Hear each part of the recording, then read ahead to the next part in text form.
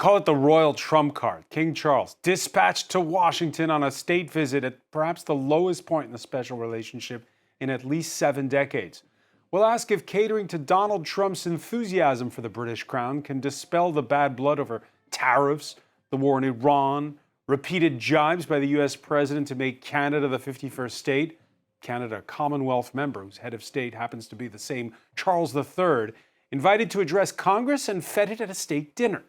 Does the successor to Queen Elizabeth have what it takes to keep a poker face and stick to the script prepared by his prime minister? All it takes is a hot mic or a raised eyebrow for the media covering the 4-day visit to go into overdrive. Then, of course, there's the matter of the king's brother, the former Prince Andrew, who's been criminally indicted following the same Epstein files revelations that brought down UK ambassador to the United States, Peter Mandelson. Coincidence of the calendar has Keir Starmer's ousted chief of staff testifying on the day back in London over the bungled vetting that led to the appointment of a former Labour Party insider whose nickname was the Prince of Darkness. Mandelson's reputation was no secret, yet he was appointed anyways. Why? Well, to please Donald Trump. Today in the France 24 debate, we're talking about Charles on a mission. With us, he's made the trip from London to New York. I guess you could say Tom Sykes is on a mission, European editor-at-large for the Daily Beast. Thanks for joining us. Thanks for having me. From Washington, Jim Townsend, former U.S. Deputy Assistant Secretary of Defense for European and NATO Policy. Good to see you. See you. Laura Carter, lecturer in British history at Université Paris-Cité. Welcome back to the show. Good evening. Jeremy Stubbs, deputy editor of the news site Causeur, president of British Conservatives in Paris. How are you? Good to be here. You can, reminder, always listen. That's right, listen to the France 24 debate wherever podcasts are streamed. I've always wanted to live in Buckingham Palace. Donald Trump adding 3 exclamation points to his post on Truth Social as he linked to a Daily Mail article that claims common ancestry with his guest on the day at the White House and a few drops of rain on the parade ahead of the state dinner, and the King's speech didn't stop the president from addressing the crowds, Tom Sykes, and Trump stating that his mother had a crush on Charles. This isn't going off script in the wrong way. This is very much on message. Yeah, welcome to the bizarro world of Donald Trump. It's been an extraordinary kickoff to the state visit. I think, to be honest, I think that the British royal family will feel that it's gone very well. I think that the administration will feel it's gone very well. And it is a very, very important moment for everybody involved because the UK and the US, the relationship is incredibly strained. And if there is one person who can fix it, it is King Charles, the Trump whisperer himself. So let's hope he can pull something out of the bag. Trump whisperer himself? Wasn't Keir Starmer supposed to be the Trump whisperer? I think anyone who can have a sort of conversation with Donald Trump for more than about 5 minutes is instantly called the Trump whisperer because we're so desperate to find anyone who can talk some sense into the man. But I do, look, I am a great believer in Charles. I think that he is being brave and courageous as he's dealt with his cancer. I don't think that Donald Trump is not the kind of person that he would naturally want to hang out with. And he is doing his best here to look delighted, to be smiling, to be happy. He's doing exactly what the head of state is supposed to do. And I take my hat off to him. Yeah, and the press kept at bay for a lot of the White House visit. Earlier at the UK Embassy garden party, the guests included the same Speaker of the House, Mike Johnson, who will be introducing the King for that joint session of Congress speech. Johnson, who back in January addressed the House of Commons. Tom Sykes, again, will everything go to form before the lawmakers in Congress? Yeah, so we're told that Charles has had some input into this speech himself, which is a little unusual. Usually, a speech like this would just be written by the government because, I mean, fundamentally, Charles is there at the request of the British government, right? He's not there on his own initiative. We have been told that the speech is going to contain the word reconciliation. I mean, we're going to find out in just over an hour's time, 3 p.m. local time, he's going to be making this speech. Of course, there could be no more King Charles word than reconciliation. There could be no more non-Donald Trump word than reconciliation. So I think that's the attempt to plausibly, with plausible deniability, to attempt to say that the king is, standing up somewhat to Donald Trump, that he's not getting it all his own way, and that we are putting our case that, people need to maybe stop bombing the hell out of each other and try and start talking to find some solutions around the world. Jeremy Stubbs, this king has had to, he often has delicate assignments, going to former colonies and the such. Is this his most fraught mission? Yes, I think it is. And I have no doubt that he will do a fantastic job while he is there. But the government has already played the royalty card once. Keir Starmer delivered that invitation in the Oval Office in February last year, and the visit by President Trump was made in September. That sort of smoothed things over for the first phase. We're now, as you said before, in an even more difficult situation. Charles will no doubt do, as I say, a very good job, especially as this is a particular occasion. This is celebrating 250 years of American independence. So it really is a moment for the two nations to come together and reaffirm their friendship. The problem is the elephant or gorilla in the room is the state of British armed forces. I know that doesn't sound very sexy or very royal, but that is the fundamental problem, which I'm sure will not be talked about, thankfully. The state of British armed forces or their refusal to take part in the Iran war? The two obviously overlap, but the thing is that even if we wanted to take part in any war, I don't think at the moment we're in much of a state to do so. And the Trump administration has already said that the model ally of the United States is Israel and not Britain. It's not that we're out completely, but we are very much down in the pecking order. It's also the current UK ambassador to the United States who said that off the record, and it was picked up, Laura Carter. So not so special relationship. Your thoughts on this? Is this just a bit of ceremony, and is Jeremy Stubbs right to worry that maybe they've played the crown card a little too often? I see the point, but I wonder if when you've got a royalist like Trump in the Oval Office, whether the crown card isn't one you keep playing, because clearly he likes to be associated with the royal family.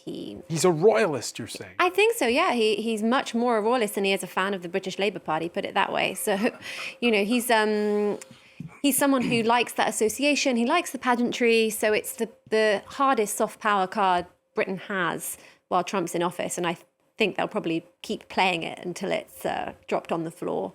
But I think at the same time, he's, from the king's point of view, he is making his mark out of his mother's shadow. And there are kind of historical precedents for her celebrating the 200th anniversary of the War of Independence in 1976 and giving quite a pointed speech. So I think there are those historical parallels too to draw. There's very much a place for him at this moment, even though things are much more fraught between the US and Britain than they were then. Yeah, they were the last time a British monarch addressed Congress. It was 1991, Gulf War I. The United States had rallied 41 nations, including the UK and France, in a coalition to chase Saddam Hussein's invading Iraqi forces from Kuwait. Some people believe that power grows from the barrel of a gun. So it can, but history shows that it never grows well, nor for very long. Force in the end is sterile. We have gone a better way. Our societies rest on mutual agreement, on contract and on consensus. So, Jim Townsend, what would happen if the late Queen's son, were to just do a copy paste of that clip you just heard? Well, I think it'd be a bit of a lost opportunity. I think what she said was great, and I think particularly back then it made a lot of sense and was welcomed. But I think there's other things that the king should point to and talk about in terms of what's happening in the transatlantic relationship and what we're seeing, in, particularly in Europe, dealing with Russia, Ukraine. I don't think he would get into specifics like that, but there's bigger, broader trends going on that he might want to talk about a bit more than just do cut and paste. And do you take Jeremy Stubbs's point that one of the problems for Britain is that its military ain't what it used to be? I absolutely do, and I was very glad to hear him say that. And just to make the point, the special relationship is it's a pretty broad and deep relationship. I worked with that in the Pentagon for years. I worked closely with the UK, and I really feel right now the strain in the relationship is really a personal one between Trump and Keir Starmer and maybe some of Trump's his associates there in the White House, what they might feel in terms of how they misread the European allies, including the UK, about Iran, and began to this tussle. So that's really, to me, that's not the special relationship on the rocks. I think the special relationship is pretty hardy, quite frankly. But the point about the military capability of the UK and where they are now, and efforts being made or not made to try to correct things, that is really for the professionals, if you will, for us in Washington who are watching the relationship. That is something of great concern to us. And watching how the UK deals with that and tries to fix it is what we're really more concerned about than anything else. The UK ambassador to the US reminded one of the Sunday talk shows that the intelligence sharing continues despite the heated rhetoric at times. But for how long under the current circumstances?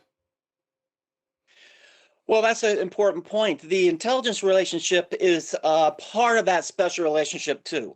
It's a bit of the core part of it. There's a lot of things that the U.S. and the UK do on the intel side that we don't do with anyone else. And there's a lot of trust there between the professionals in those in the intelligence community here and also in the UK.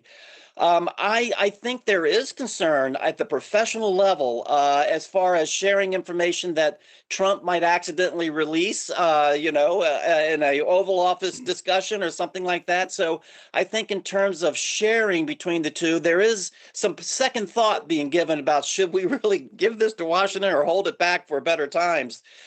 So there is that concern, but at the end of the day, that special relationship between the two intelligence portions of the governments is very strong, and it will continue. Yeah, we heard a variant on that doubt over whether to trust the United States posited by the Polish Prime Minister last week. Now, even in the build-up to the King's visit, the threats continue, including the rekindling of resentment over the UK's claim to the Falkland Islands, which it took back from Argentina in a 1982 war. The Reuters news agency last week pointed to a leaked Pentagon memo that threatens to kick Spain out of NATO. And the memo also includes an option to consider reassessing U.S. diplomatic support for longstanding European imperial possessions, such as the Falkland Islands near Argentina. Now, Tom Sykes, this isn't Trump needling the Labour Prime Minister. This is a leaked Pentagon memo. How concerned should the British be? There's an old saying, isn't it? I can't remember which way around it is. Don't take Trump literally, but take him seriously. Is it the other way around? I can't remember. But I think the point is that I think people are well able to distinguish between, the saber rattling that's going on and the fundamental common shared interests of our countries, of the United States and the United Kingdom. We are chums. We are on the same side. We have to get through this. Trump is, a divisive figure. He has his own way of going about things. But that's what the king is there for. The king is there to pour oil on troubled waters. And I, for one, hope that he can do a really good job. And if anyone can get through to Trump, he deserves our congratulations and thanks. In the build-up to the speech before Congress, we had a California Democratic congressman named Ro Khanna who pressed the king to meet with Epstein survivors. The British monarchy can be seen as a relic of colonialism and imperialism, or it can be a modern force for standing up for women's rights and human rights. I hope he will reconsider, said that congressman. No such event is planned, Tom Sykes, but with the king's brother being stripped of his royal title and under criminal investigation, how much of Epstein is already coming up in conversation where you are? Do you know, I just think Ro Khanna, I think this is, I think it's so childish of him to put this on social media. I think it's so counterproductive and so divisive. Like the idea that this is just like some visit to the United States and the king can just branch off and do what he likes. Like, this is not, the king didn't wake up one morning and decide to go to America. This has been organized for months, if not years. This is like, you can't just suddenly decide that you're going to go and like do X, Y, and Z. Oh, I'm going to go and meet Harry and Meghan. I'm going to go and, you know, meet with these people. I'm not saying that the Epstein, but the king has done a lot about the Epstein scandal. He has removed his brother's titles. He has told the police to investigate him. You know, the United Kingdom, to be fair, has done a hell of a lot more than the United States has done. Why doesn't Ro Khanna have a go at people in his own country, quite frankly? I think it's childish of Ro Khanna. The Epstein files, you have a U.S. president, Jeremy Stubbs, who's not been directly implicated himself so far. Same with the king, but they're indirectly tainted by it. Well, I think everybody will be avoiding discussions of that during this visit. It is true that Queen Camilla, for example, will be talking to women about the abuse that they often suffer. It won't be about the Epstein victims in particular, but she's showing, as she often does, this particular concern. And I think that is as much as can be done in these particular circumstances. But the whole thing really is that the king being there, it's to play on those subjects, and I don't mean that in a political sense, on those themes which enthuse Americans generally about Britain and the royal family. That's what they're there to do. They're there to be seen. The king, I'm sure, will make a very well couched diplomatic speech. And there is a common celebration of history, as I said before, since 1776. And that is a tremendously important thing. I mean, people's eyes, and I include President Trump in this, will be on, as it were, the great long-lasting things rather than on particular details at this time. Laura Carter, is this kind of the elephant in the room, though? It won't be discussed. I think Epstein is the thread that holds all of this together, right? It links Mandelson, Andrew Mountbatten Windsor, and Trump, and to some extent the king. I doubt it will be discussed. I think it's a shame that Queen Camilla isn't meeting survivors, Epstein survivors. The lawyers have actively asked for that, but the circumstances are as such that she's meeting other abuse survivors. I was just thinking about the tweet from Ro Khanna that you showed that presented the two options. The monarchy is either a relic of imperialism or, something that stands up for kind of women's rights and all these modern values. But I think the whole point about the modern monarchy is it has to be all those things at once. I mean, it's the king or the monarchy is always reticent about making historical apologies around imperialism and colonialism, and is trying to, through Prince William, go ahead with topics like mental health and also women's rights. So I think all these things are always trying to be held all at once within the modern monarchy. There's no shaking off the colonial history. I mean, it's impossible. Yeah, and we're seeing images of delegations arriving for that speech before that joint session of Congress. You're getting to the heart of the matter here. How much of this is the king's decision on the messaging on something like the Epstein files, and how much of it is down to the prime minister? well, I'm sure it's a lot of it's down to the Prime Minister, right? We've heard that the tone is going to be from the King in the speech, but the content is no doubt from the, shaped, informed by the government. I think on Epstein, clearly there's many things. I mean, I imagine there's nothing the King wants to talk about less than that topic. But given that Camilla has made specifically survivors of sexual abuse one of her topics, and women's rights and women's safety, I do think it's a shame that hasn't been able to somehow be worked in for the survivors themselves and for women more generally. All right, and while you have the red carpet rolled out in Washington, over in London, the opposition Conservatives this Tuesday calling for a parliamentary inquiry into Starmer's handling of the Mandelson affair. It's unlikely that enough Labour MPs would break ranks and agree to refer the matter to the Commons Privileges Committee. But there was, meanwhile, testimony heard this earlier in the day. Parliament's Foreign Affairs Committee hearing from the mastermind of Keir Starmer's winning election campaign in 2024. Morgan McSweeney resigned in February. Fresh allegations came to light that purport to show that Peter Mandelson passed sensitive information to Jeffrey Epstein in 2009 when he was in Gordon Brown's cabinet. McSweeney stating regrets that he made a serious mistake when he recommended Mandelson as ambassador to the US in 2024. I thought he was the right choice after the US presidential election. The reason why I thought he was the right choice is because Britain was exposed, the UK was exposed after Brexit. We left the European Union without any US trade deal. And for me, honestly, this was the top priority of the Prime Minister, was to get a US trade deal with the Americans. And I thought that based on Mandelson's experience as an EU Trade Commissioner, that made him the strongest candidate. But like everybody else, I made clear to the Prime Minister there was pros and cons and there was risks. Jim Townsend, that clip, does it sum up a bit why King Charles is in the United States as well? A country that wants to do the right thing, but has no other choice than to cozy up to a leader it doesn't agree with on a lot of matters.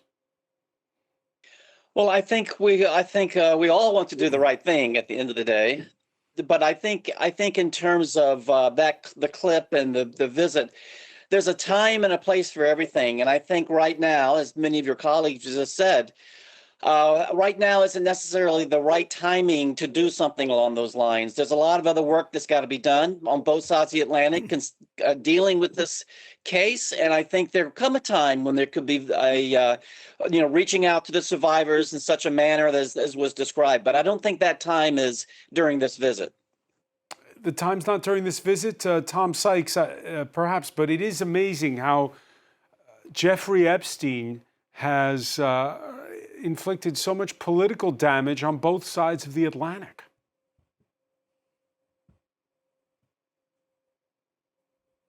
Moment. At the same time, the Epstein scandal is the black hole of scandals. It just keeps growing. It keeps sucking more and more people in. But I do wish, honestly, that rather than, this grandstanding about Charles, should he do this, should he do that, when he just can't, he's constrained. He's the constitutional monarch. He's the leader of the country.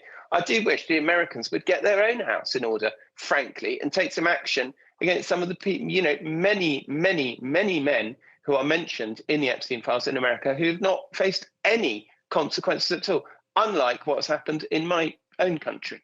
Tom Sykes, it's interesting because you're in the United States just 3 days after an alleged attempt on the U.S. president's life. Part of the discussion has been over whether there was a conspiracy. And here you have an actual conspiracy. I mean, this is the definition of a conspiracy, is it not? Jeffrey Epstein getting intel before the public can for insider trading purposes at times, to lobby politically, and parlaying in it, preying upon young women. Is that irony lost? It's such an extraordinary story. And don't forget, something that people often forget is that Peter Mandelson was a great advisor to King Charles. When Charles was trying to rehabilitate himself in the sort of Project Queen Camilla years, when immediately after the death of Diana, and Mandelson was this figure who'd rehabilitated the Labour Party, Mandelson was a great confidant of Charles's. He was the recipient of the late night phone calls. He'd be invited to Sandringham for these weekends with artists and poets to brainstorm the future of the monarchy. So, I mean, it is incredible how the Epstein scandal continues to metastasize and to suck in so many people. It is a problem for the king. There's no denying it's a problem for the king that his brother was part of the Epstein circle. It's a problem for the king that the king contributed $2 million towards the settlement to Virginia Giuffre. It was basically a gagging settlement of Virginia Giuffre. It's a problem that he was all over that. It's the photograph that you're showing on your screen of Andrew at the famous ballroom at Sandringham. You know, it's all a massive problem for the king. The question is, what did the king know and when did he know it? But I do genuinely think that it's a question for another day. But it is on this day when we saw more heat being poured on the Prime Minister, not on the King, but on the Prime Minister, Jeremy Stubbs. And again, it's in this case, it's not about the Epstein files directly, but it's about the vetting and naming of that ambassador to the United States, Peter Mandelson. We have been talking about it. They say that the Prime Minister will be able to hang on at least until local elections take place next month. But again, your thoughts when you see how it's playing out right now in Parliament? Well, it seems like the script of a Netflix series, and you can imagine the montage between scenes of the King in very dignified situations in the United States and scenes of the testimony given by these two former associates, employees of Keir Starmer. And the fact is that King Charles is in the United States to save Britain's bacon, as it were, but not Keir Starmer's, because Keir Starmer, from what we're hearing day after day, is, I think, as you said, Francois, is likely to be ejected after the elections. We've just got breaking news. He's averted this parliamentary inquiry. That's not going to happen. No, we knew that would not happen because Labour MPs need him to stay there and take the flak of the probable disaster in May. And afterwards, then the vultures who are quietly circling at the moment will swoop in and pounce, and he will be out. So if there is a palace coup, Laura Carter, does all this stain of the Epstein files go away for the British government? Oh, no, I don't think there's really anything that can happen in the US visit that's going to change what's going on domestically now for Starmer. I think that it depends really what happens internally in the Labour Party and with his colleagues and what we see in May and how far reform manages to take seats away from the Labour Party, because those are the kind of broader contours of domestic British politics recently. So no, I mean, the stories are, I think, linked by Epstein, but I think the US royal visit needs to just go off smoothly, and they will perhaps have smoothed things over and avoided that. But I think Keir Starmer's got problems at home that aren't getting fixed. All right, whoever the UK Prime Minister is, there's again still the question of how to handle a Donald Trump who is not going away next month, who has 1,000 days in office left. Keir Starmer, not the first UK Prime Minister to flatter a US president. Remember the Yo Blair incident at the 2006 G8 summit in St. Petersburg, Russia, in a hot mic? Tony Blair, who critics have called poodle at the time, seen bending over to brief George W. Bush while the latter keeps chewing on his lunch. When Keir Starmer was invited to the White House 1 month into Donald Trump's second term last year, he made a big show of extending that formal invitation to visit the king in Britain before the cameras in the Oval Office. The optics don't always play in Starmer's favor, like at last June's G7 summit in Canada. Okay, thank you very much. We all know the great Prime Minister of the UK, and we just signed a document. This is, sorry about that. This is it. A very important document. Jim Townsend, play political strategist for us. Should he have picked up those pieces of paper? Yes, because everyone needs to be polite to one another. I think that would have been a good move. But I think the days of flattery they're over now in terms of how Europe, including the UK, has to deal with Trump. I think that's beginning to cause more problems than fix them. So hang on a second. So what you're saying is that the images we saw in February of 2025, a year ago, of Starmer handing the invitation to Trump, there was a lot of flattery in his remarks at the time. That was okay then, but not now. But not now. I think what's happened is flattery is going to be seen as weakness by Trump now, I think. I think that was a tactic that was useful in the first term up to a point. I think it's been useful maybe over the first couple of months of this second term. I think with Mark Rutte, he might have taken it a bit far in terms of working Trump. I think now the way Stubb from Finland, President Stubb handles Trump, businesslike, matter of fact, getting along just on a business basis. I think that's really the approach now that works the best. I think the Finns are leading the charge in terms of being a real Trump whisperer. And they're on the front line, of course, sharing that border with Russia. Jim Townsend, again, what do you put in the King's speech that will get through to Donald Trump on when it comes to Ukraine and Russia? It's a very interesting question. It's this idea of do you have anything like that in the King's speech at all? Does he really get into these hard questions in a public venue, particularly in front of the Congress, or do you stay above that? You talk about our shared values, et cetera.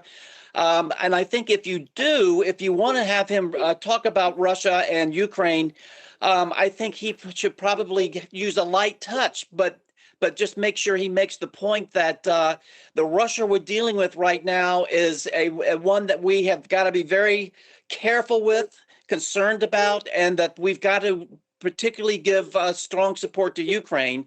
If he can say that in a way that isn't pointing the finger at Trump, but I think that's an important point for him to make in a kingly fashion, where he talks about what is important for not just the UK and not just for Europe, but for the United States as well. Yeah, it's a bit of arbitration, Tom Sykes, because you're trying to pass messages on to the U.S. president. You're also trying to pass messages on to a Congress whose members are up for re-election, all 435 of them, this coming November, and for the domestic audience back home in the UK.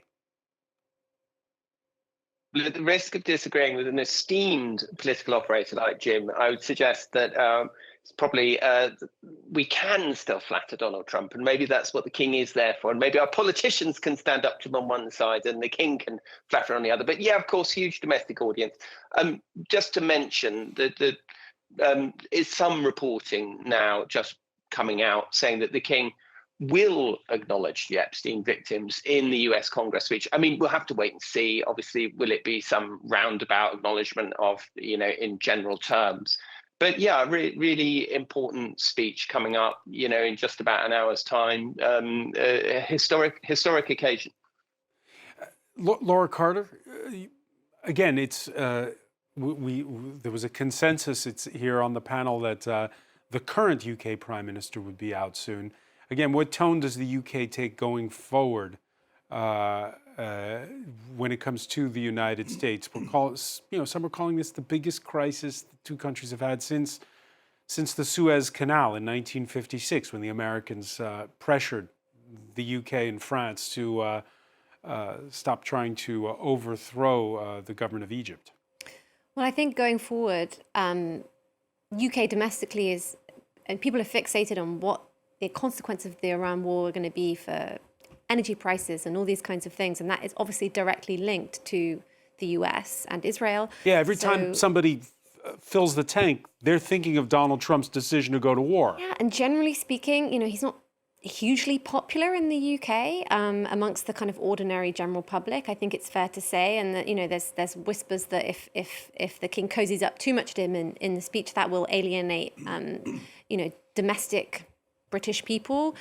He's not quite the flavor that we're used to in a US president, but I think going forward, you'll have to react to Trump mostly. It's very hard to look at what the UK strategy is in relation to the US in a kind of much longer term view. You agree with Tom Sykes that the flattery is a necessary exercise if you're the king? I think to some extent, I think the card that the UK's got, that France hasn't got, that Finland hasn't got, is the royal family, right? It is all this kind of pageantry and all the sparkly things that he likes, and the association with his British heritage, his Scottish heritage, and the king kind of uniquely can do that. So I think he's doing his bit. You know, he's useful for something, and it's definitely this.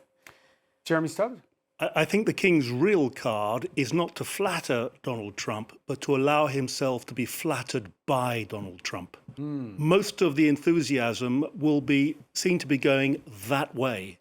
And the king should suck it up, just drink it all up. The problem at the moment is that across Europe, populist parties are distancing themselves from Donald Trump over the Iran war, but over other things as well. I think even if Nigel Farage were in power, now there's a Trump whisperer if ever there were one, he would not be quite as in keeping, you know, in touch, in lockstep, as it were, with Donald Trump as one might suppose. So that the king should allow himself to be flattered, whilst also showing people back in Europe that he is no lapdog, as it were. He is there to represent, I would say, not only Great Britain, to some extent Europe, and above all, history, common history.